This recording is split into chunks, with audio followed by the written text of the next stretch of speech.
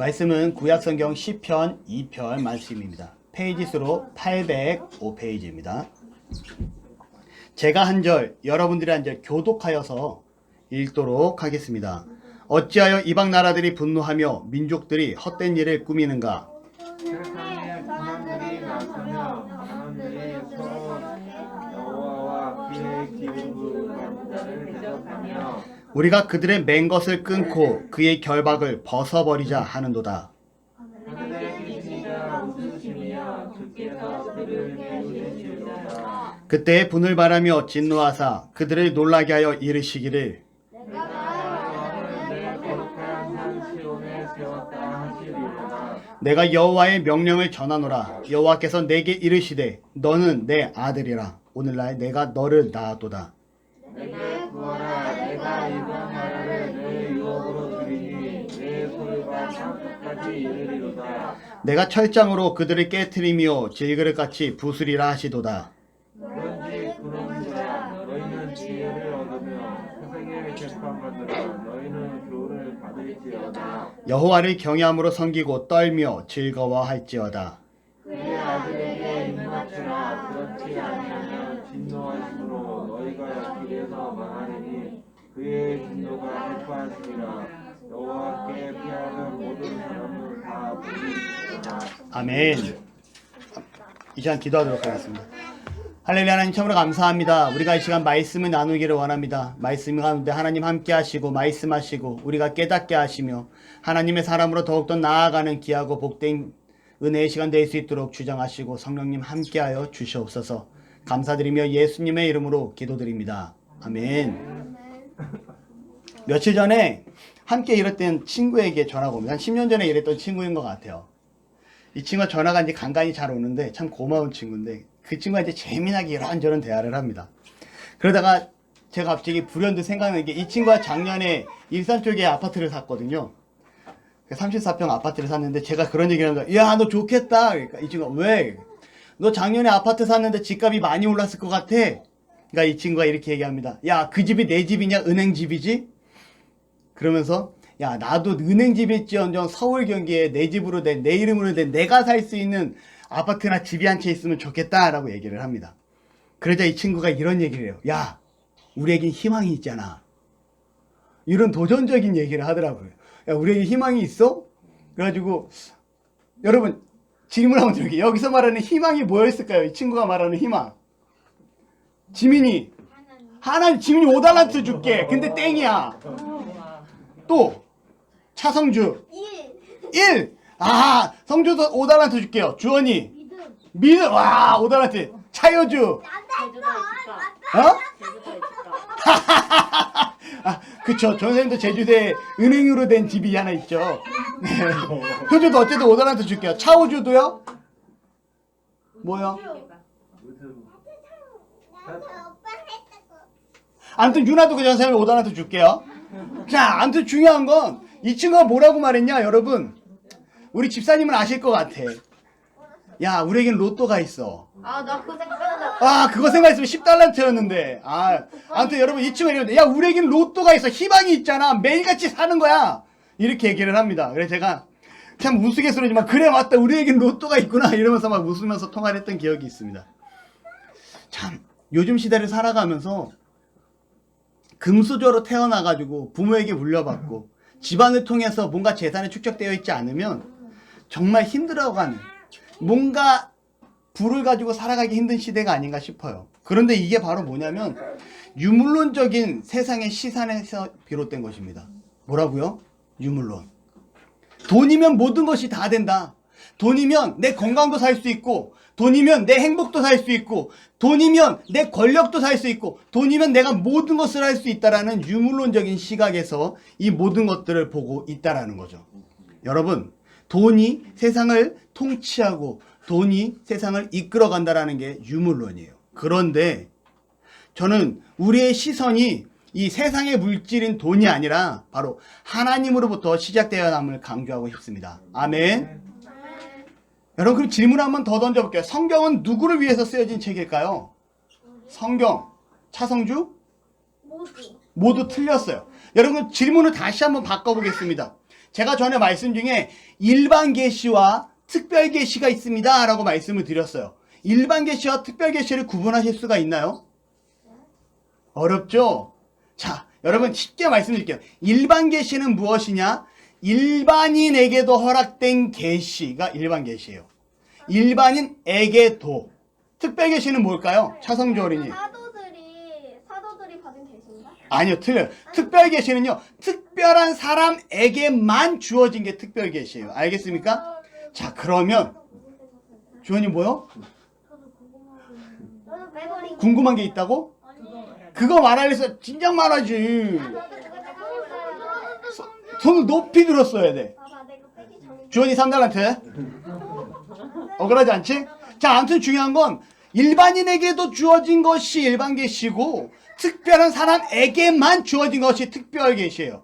그러면 특별한 사람에게만 주어진 것이 무엇이냐? 바로 하나님의 말씀인 성경임을 기억하시기를 바랍니다. 아멘. 이 성경은요, 저와 여러분들에게 주어졌다라는 거예요. 여러분, 바로 구원받은 우리에게만 주어진 책이 성경인 거예요. 성경은 이 땅 아무나에게 주어진 것이 아니라는 거죠. 그런 특별한 저희에게 이 특별 계시가 기록된 시편 2편에는 이렇게 기록되어 있습니다. 오늘 나를 통해 선포되는 하나님의 통치라는 제목으로 말씀을 나누고자 하는데, 왜 하나님의 통치가 어떻게 이루어지고 이것이 왜 나를 통해서 드러나야 되는지 이 말씀에 기록이 되어 있다는 거죠. 우선 시편 2편은요, 대관식이라 그러죠. 왕이 왕으로 취임할 때 선서하는 거, 그때 읽혀지던 시가 시편 2편이고요. 또한 시편 2편은요, 시편의 여러 권과 함께 제왕시로 읽혀집니다. 제왕시 뭘까? 와, 내가 이 땅의 제왕이야, 이런 걸까요? 아니요. 제왕시는 뭐냐면 바로 하나님은 세상과 우주를 통치하시는 궁극적인 왕입니다를 고백하는 시가 바로 제왕시예요. 아시겠습니까? 하나님을 높이는, 당신이 이 땅의 진정한 왕이십니다 라고 고백하는 시가 제왕시라는 거죠. 그럼 여러분, 시편은 사연으로 구성되어 있어요. 시편은 뭘까요? 시예요. 시로 기록된 성경이에요. 그렇기 때문에 시는 한 문단 한 문단 한 문단이라고 얘기하지 않고 1년, 2년, 3년, 4년이라고 표현을 합니다. 혹시 우리 친구들 그런 거 배웠었나요? 아, 배운 친구도 있고 안 배운 친구도 있고. 자, 시는 연이라고 표현을 해요. 그런데 이 시편 2편은요 4개의 연으로 준비되어 있고요. 1년은 이방인들의 반역에 대해서 기록하고, 2년은 반역에 대한 하나님의 관점에 대해서 기록하고요. 3년은 다윗의 왕가에서 왕들이 선포하는 내용이고요. 4년은 이방인들에게 혹은 이방인의 왕에게 주는 교훈으로 볼 수가 있다는 겁니다. 시편은 시이기 때문에 시의 문장을 혹은 단어를 이해하지 못하면 말씀을 바르게 이해할 수가 없어요. 그래서 오늘은 이 시문학에 맞춰서 한번 말씀을 나눠보도록 하겠습니다. 성경을 반드시 피셔야 되고요. 805페이지 시편 2편을 펴놓고 같이 한번 말씀을 보도록 하겠습니다. 여러분, 세상의 군왕들이, 여기 성경의 시편에 보면 이방 나라들이 분명히 민족이 어떤 일을 꾸며낸가, 세상의 군왕들이 나서며 라고 얘기하는데, 세상의 군왕들은 무엇을 나타내냐? 바로 우리가 살아가는 세상, 하나님의 통치를 벗어나기 위한 사단의 세력으로 볼 수가 있습니다. 이 사탄은요, 어떻게 해서든지 우리가 하나님 앞에서 멀어지게 하기 위해서 수단과 방법을 가리지 않고 있고요. 더 나아가선 마지막 시대에 더더욱 분발하고 있다는 거죠. 지지난주에 우리가 말씀을 드릴 때 이런 말씀을 나눕니다. 예수님께서 인자가 올 때에 믿음을 볼 수 있겠느냐라고 말씀을 하셨어요. 기억나시나요? 네. 이 뜻이 무엇이냐면, 마지막 시대에 이렇게 참된 믿음을 가지고 있는 자를 내가 볼 수 있겠느냐? 그러니 너희가 그러한 참된 믿음을 가진 자들이 되어라 라고 예수님께서 역설적으로 말씀하시는 부분이셨거든요. 어떻게든지 믿음을 벗어나게 하기 위한 사단의 계략, 그게 바로 이 마지막 시대라는 거죠. 1절에 보면 이방 나라들이 분노하며 라고 기록하는데, 바로 하나님의 백성들을 위협하는 모든 종류와 행동을 나타냅니다. 우리가 교회에서 여러분 동성애는 안 됩니다 라고 얘기하는 게 나라에서 법으로 불법일까요? 아닐까요? 불법이에요. 전사님 지금 불법으로 행했어요. 이게 평등법입니다. 지금 현재. 그런데 중요한 건 교회에서는 진리를 선포해야 되는 곳이에요. 그렇죠? 자, 아무튼 중요한 건 무엇이냐? 우리가 하나님 앞에 살아가는데 이 방법을 어떻게든지 막아내려 하는 게 바로 세상 나라들이 분노하며 라고 기록하고 있는 거예요. 헛된 일을 꾸미는 이라고 기록되어 있는데, 이 헛된 일을 꾸민다는 것은 반역을 꾀하는 은밀한 목소리입니다. 어떻게 해서인지 우리가 하나님의 통치로부터 벗어나고자 하는, 하나님을 믿지 않는 자들의 수군거림이라고 성경은 그 번역할 때 이해할 수가 있다라는 거죠. 바로 이러한 일을 꾸미고 계약하는 자가 누구일까요? 사탄. 정답이에요. 여러분, 오늘날의 시대는요, 이처럼 사탄의 계획 아래 타락해져 가고 있음을 기억하시기 바랍니다. 교회에 머물러 있는데 저 교회 다녀요 라고 말하는데 정작 교인이 아니에요. 이 생각은 온통 세상에 가 있고요, 하나님으로부터 나와야 돼, 하나님 중심으로 살아가야 될 우리의 시선과 생각들이 하나님으로부터 시작되지 않고 있다라는 거죠. 교회에서 성경을 말하는데 솔직히 성경이 무엇을 말하는지 모르고 있어요. 그냥 앉아만 있다라는 겁니다. 권사고 장로인데 점을 보러 다녀요. 권사고 장로가 왜 점 보러 다니죠? 이게 지금 사회적인 현상이라는 겁니다. 그런데 사탄은요, 이러한 전략을 펴요. 교회에 가까이 나아가게 하지만 그들의 수군거림은 정작 교인이 아닌 삶을 만들어주고 있습니다. 세상은요, 하나님을 욕하고 있고요, 교회를 욕하는데 아무런 거리낌이 없는 시대가 되어가고 있습니다. 문제는 그리스도인으로서 세상에 드러내서 그리스도인은 이러한 삶을 살아야 돼 라고 좀 빛이 되어야 되는데, 이러한 빛이 되는 자가 별로 없다라는 현 상황을 볼 수가 있다라는 거죠. 사탄은요, 이유불문하고 하나님과 사람 사이를 단절하기 위해 수단과 방법을 가리지 않습니다. 이러한 일에 경각심을 가지고 이 마지막 시대를 살아가는 저와 여러분이 되시기를 바라요. 아멘. 이언을 보게 되면요, 이제 4절에 하늘에 계신 이가 웃으심이요 라고 기록합니다. 여기서 하늘에 계신 이가, 여기 이거는 하나님 보좌를 가리키고 있어요. 원어적으로 해석을 하면 하나님 보좌는 무엇입니까? 바로 온 세상과 만물을 통치하는 자리예요. 세상을 통치하는 자가 웃으시며 그들을 어떻게? 비웃으시리로다.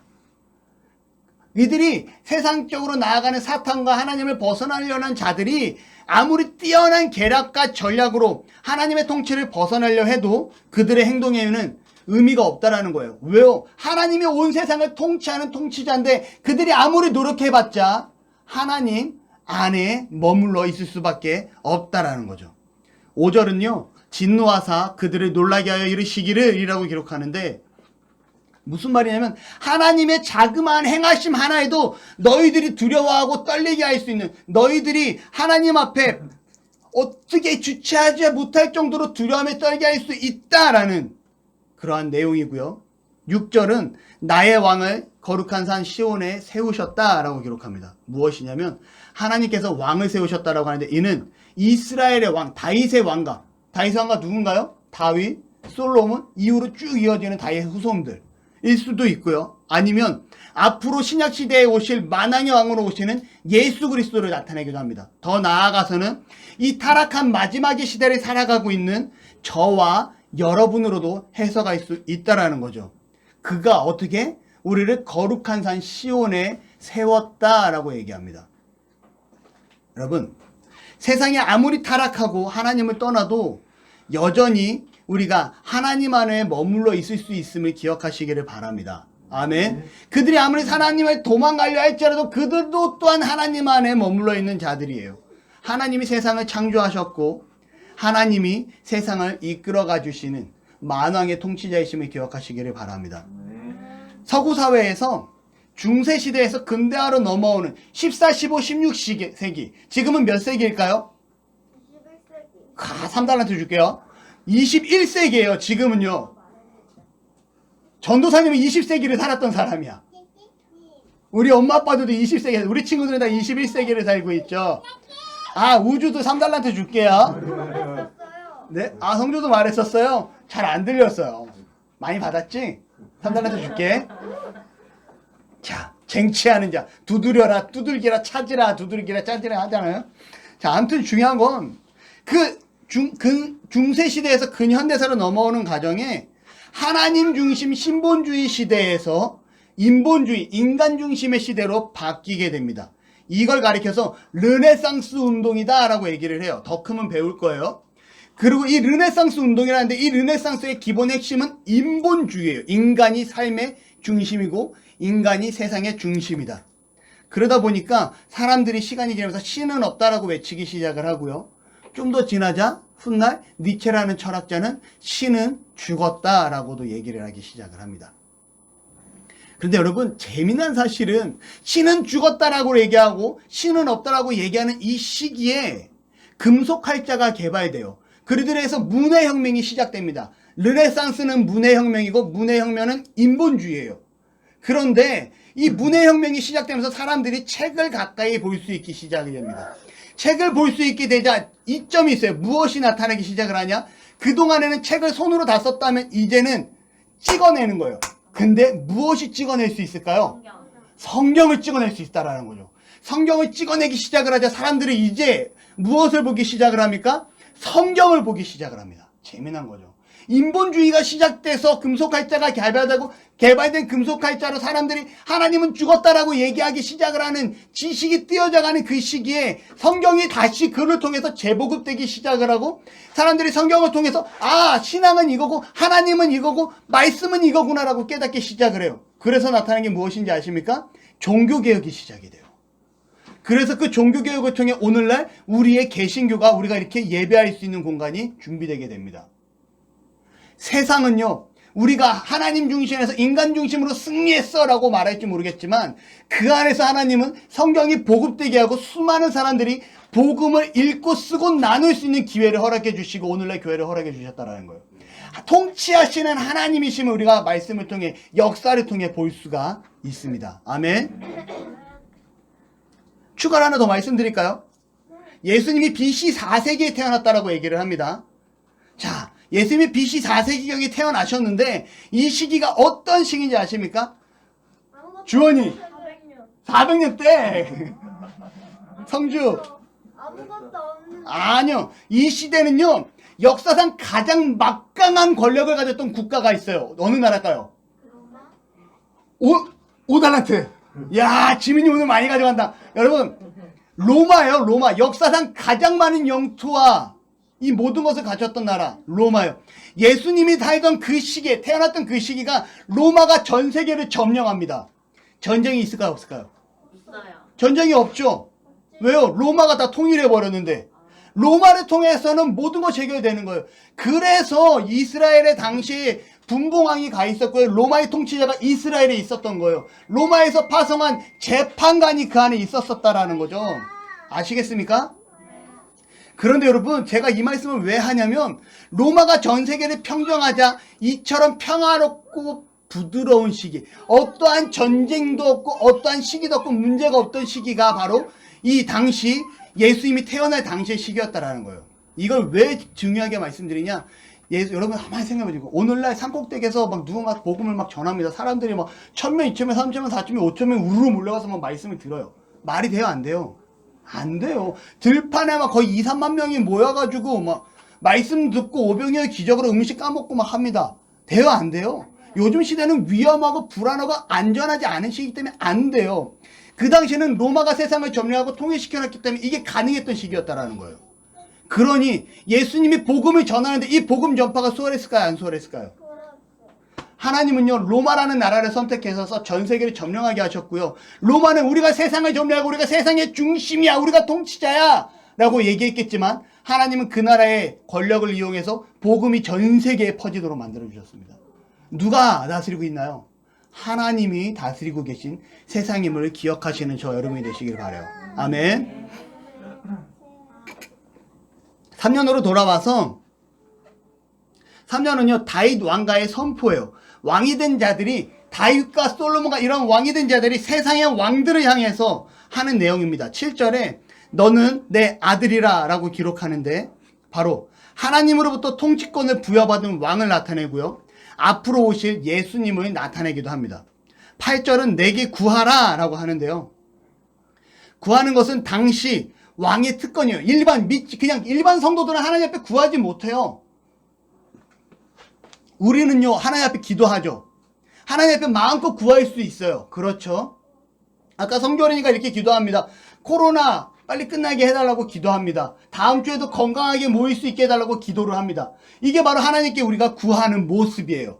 그런데 당시 시대에는요, 왕과 제사장과 선지자를 제외하고는 하나님 앞에 구할 수 있는 자가 있었을까요? 없었을까요? 없었다라는 거죠.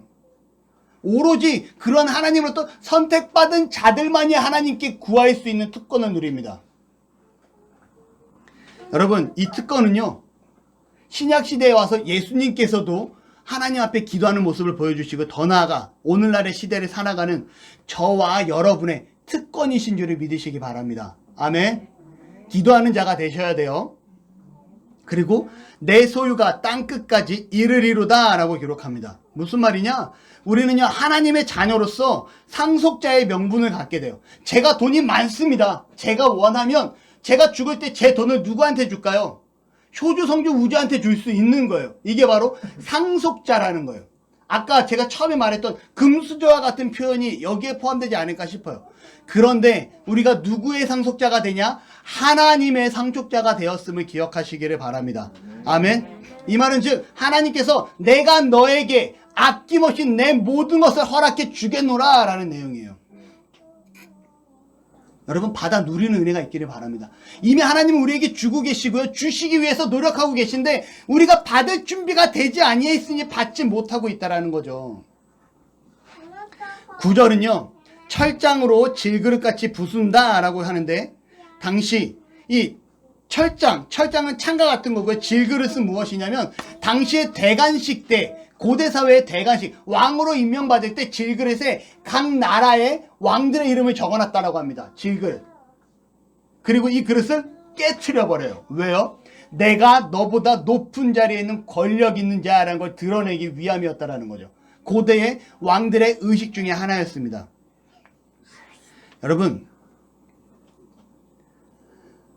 이처럼 하나님은요, 우리를 하나님의 자녀로 세워주셨고요, 이 땅을 복음으로 정복하는 은혜와 하나님 앞에 기도할 수 있는 특권을 우리에게 주셨습니다. 아멘. 더 나아가서는 아낌없이 정말 우리에게 주시고자 원하시고 세상을 이기고 정복하는 권세를 주셨다라는 거죠. 하나님의 사람으로서 정복할 수 있는, 세상을 정복하여 나아가는 은혜가 있기를 바라요. 여러분, 제가 존경하는 많은 사람들 중에 한 분이 계신데 이분은 한국 사람입니다. 근데 미국에서 사업을 하고 계세요. 그리고 이분은 목사님이십니다. 그리고 이분은 미국의 아주 유명한 건축 설계회사 팀 하스라는 회사의 대표자이기도 해요. 이분은 누구냐? 바로 하형록 목사님이세요. 이 하형록 목사님은요, 어린 시절 한국의 그 나환자촌, 나병 환자들이 모여 사는 그곳에서 살아갑니다. 아버지가 선교활동하는 것 때문에 그곳에 살다가 미국으로 훗날 건너가죠. 그리고 미국에 건너가서 그가 정말 승승장구하면서 잘 나갈 때 심장병을 얻게 됩니다. 심장병은요, 대부분 죽어요. 그리고 정말 하나님의 은혜로 심장을 받게 되었다라는 거죠. 그런데 이분이 어떻게 하는지 아십니까? 옆병실에 누워있는 한 사람의 소식을 듣고 그 사람의 심장과 자기가 받을 심장이 똑같다는 내용을 전달받고 심장을 양보합니다. 이식수술을 받기로 했는데, 여러분, 내가 이 심장을 이식받아야지 살 수 있는 건데 내 심장을 저 사람을 위해서 양보할 수 있을까요? 이분이 양보를 해요. 그리고 정말 저분이 심장을 이식을 받습니다. 주변에 담당이가 난리가 나요. 당신처럼 능력 있고 힘 있고 잘 나가는 사람이 심장을 이식받아서 멋진 삶을 살아야지 왜 그런 선택을 하십니까? 하나님이 원하십니다. 그리고 심장을 주죠. 정말 이 사람이 죽기 직전에 하나의 심장이 급히 공수되어 오고 그 심장을 이식받습니다. 그리고 이 의사가 심장에 문제가 조금이라도 발생되면 무조건 나를 찾아오십시오라고 얘기하고 이 사람은 계속 끊임없이 연락을 하죠. 얼마간의 시간이 지나서 과연 10년이 흘렀을까요? 10년이 안 흘렀을까요? 심장에 또 문제가 생기기 시작을 합니다. 알고 봤더니 이분이 급하게 이식받았던 이 심장이 어떠한 심장이냐? 알코올 중독자의 심장이었던 거예요. 자, 이 사람을 급히 살리기 위한 대책이었던 거예요. 의사예요. 그래서 이 의사가 내가 어느 병원으로 가든지 당신은 내가 있는 병원으로 오셔야 됩니다. 그리고 이 의사를 통해서 다시 병원에 입원을 하게 되죠. 또 죽을 날을 기다리고 있다가 정말 이 사람이 심장을 주었고 알코올 중독자의 심장을 급히 이식받았다는 사실을 그 협회에서 알게 되고 이분에게 어떻게 조치가 돼서 또 하나의 심장이 또 허락이 됩니다. 남들은요 한 번 이식받기도 힘든 이 심장을 이분은 2번 이식을 받아요. 그리고 그가 다시금 건강한 삶을 살게 되죠. 그러면서 티마스라는 회사를 운영을 하는데요. 이게 그분이 쓴 책이거든요. 피스리원. 잠언 31장이라는 뜻이에요. 잘못했어요. 썼어요? 아, 훌륭해요. 여러분, 잠언 31장을 보면요. 정말 어떻게 살아라라고 나오는데, 우와, 정말 이러한 자세로 사업을 할 수 있을까? 이라는 생각이 들 정도로 열정적으로 사업을 합니다. 어떻게든 하나님이 원하시는 방법으로 사업을 해요. 제 롤모델이기도 합니다. 저도 이렇게 살고 싶어요. 그래서 제가 하는 작은 것 중에 하나는 뭐냐면, 거래처 사장님들과 저녁 식사를 안 해요. 저한테 일을 발주처하는 사람에게 저녁 식사를 하지 않습니다. 왜냐하면 제가 그 사람들에게 뭔가 대접을 하거나 하게 되면 로비하게 되는 거거든요. 하나님의 원칙에 벗어나거든요. 그래서 전 그런 걸 하지 않아요. 누가 저에게 묻습니다. 차 사장, 너 거래처하고 이렇게 저녁도 좀 하고 해야지 뭔가 사업이 번성하는 거 아니야? 어떻게 거래처하고 식사 한번 안 하고 영업을 해? 저는 그렇게 하지 않아요. 전 그리스도인입니다. 라고 얘기를 하죠. 어찌 보면 제 롤모델이기 때문에 그런 걸 따라가고 싶은 걸 수도 있을 것 같아요. 더 나아가선 저는 성경대로 저 또한 살아가고 싶은 거죠. 중요한 건요. 이분이요. 오바마 대통령 시절에 미국의 건축설계 자문위원이 됩니다. 더 나아가선 미국의 건축설계 업체 중에 5손가락 안에 드는 어마어마한 규모의 회사를 일구게 되죠. 그런데 이 회사가 하는 일이 무엇인지 아십니까? 나누고 베푸는 거예요. 내 뱃속을 채우기 위함이 아니라 나의 만족만을 위해서 살아가는 것이 아니라 나누고 베푸는 데 앞장서는 회사가 되고 있다는 거죠. 미국 사회에서 엄청난 기감이 됩니다. 여러분, 우리가 하나님의 방식으로 살아갈 때 우리는 반드시 세상에서 승리할 수 있어요. 왜냐하면 이 세상과 만물을 통치하는 자가 누구시라고요? 하나님이시기 때문에. 하나님이 원하시는 방법과 하나님의 기준대로 세상을 살아갈 수 있는 저와 여러분이 되시기를 바랍니다. 아멘. 마지막 사연은요. 이방인에게 주는 교훈인데요. 10절에 이방의 군왕과 제사장들에게 교훈을 제시하고요. 11절에 이렇게 얘기합니다. 여호와를 경외하라. 하나님을 두려워하는 마음으로 하나님을 섬겨라. 그리고 섬기고 떨며 하나님 앞에 떠는 자세와 그를 즐거워하라라고 기록하고요. 12절에는 그 아들에게 입맞추라 라고 기록하는데 이건 왕에게 복종하는 행위를 나타냅니다. 다시 말하면 이 왕의 아들에게 입맞추라 이 말은 빛나는 아들 혹은 순전한 아들로 번역을 할 수 있고요. 바로 예수님 앞에 복종하라 라는 의미로 볼 수 있다는 거죠. 그리고 여호와께 피하는 자는 복이 있도다. 다시 말하면 여호와를 의지하는 자는 복이 있도다 라고 성경을 기록합니다.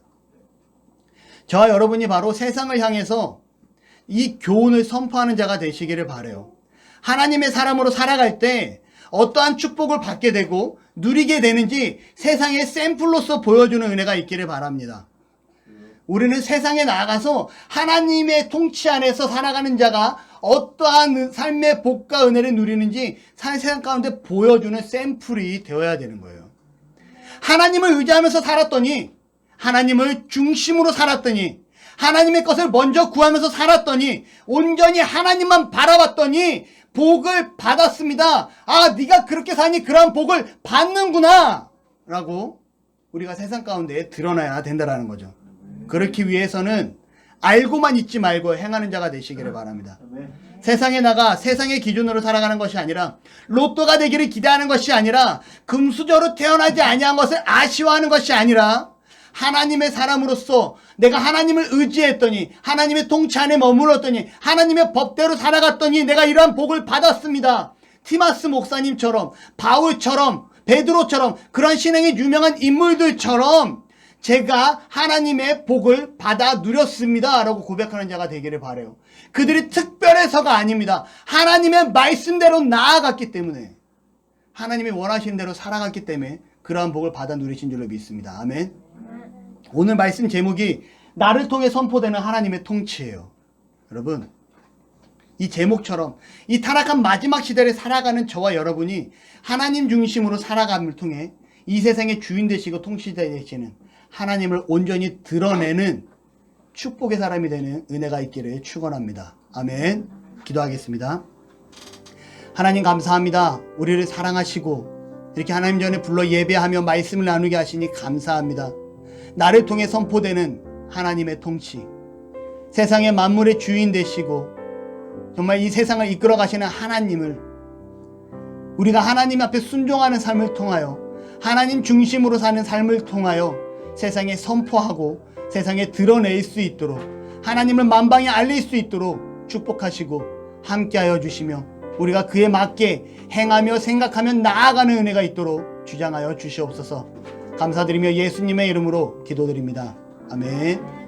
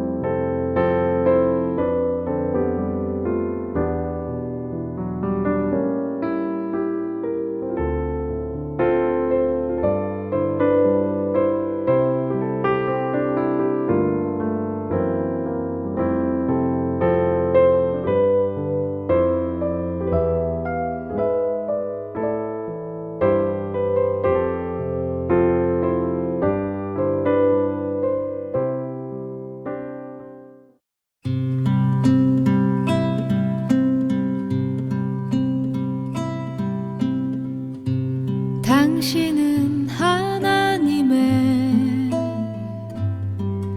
언약 안에 있는 축복의 통로, 당신을 통하여서 열방이 주께 돌아오게 되리. 당신은 하나님의 언약 안에 있는 축복의 통로, 당신을 통하여서 열방이 주께 예배하게 되리.